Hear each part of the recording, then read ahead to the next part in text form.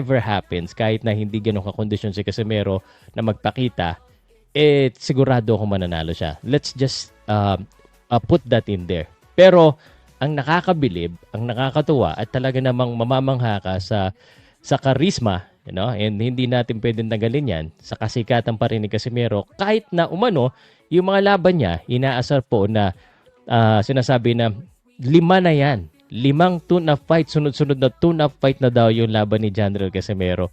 Pero every time na lumalaban siya, kahit saan pa man lumalaban siya, dito sa Pilipinas, okay, I'm not gonna argue with you. Paglabas sa ibang bansa, siguro hindi ganun kakilala si Casimero ng mga hindi Pilipino. Pero pag mga Pilipino po, pag mga Pilipino talaga nanonood ng boxing, isa ako sa, kumbaga, makakapagpatunay nito na pag ako lumalabas, nakakakilala ako o may lumalapit sa akin na boxing fans, sinasabi sa akin, sir, anong update sa boxing?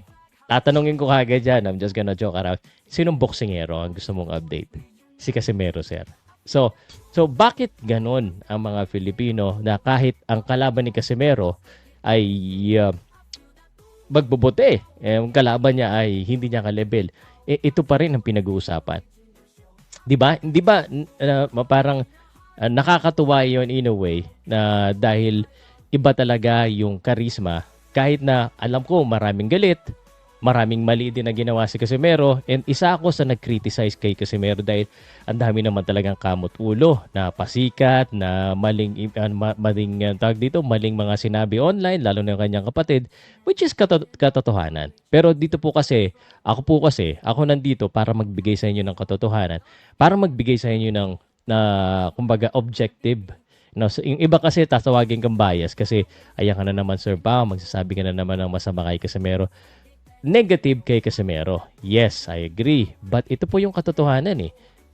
Gaya ng huling sinabi nila na nagpatalo, sino ba naman talagang hindi kakamot ng ulo sa pagsabi ng ganon.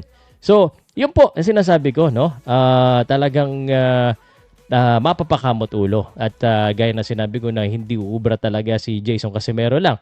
Ngayon, at least okay, meron Don Serrano. Nandiyan dyan si Rugby Boy na tumutulong. Isa po yan, isa po yan sa talagang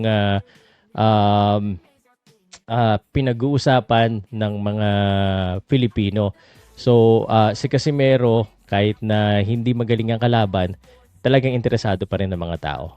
Hindi po natin matatagal yan. Sa tingin ko, ito ang dahilan. Ang tingin ko ang dahilan dahil siya po ay inaapi ng mga tao. Siya po ay parang binabash.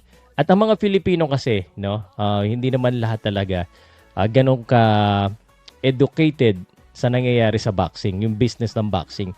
Ang mas importante sa kanila, makita nila yung hinahangaan nila na kahit medyo may mali, talagang susuportahan nila. Yan po yung nakuha ni Casimero. And hindi natin matatanggal yan.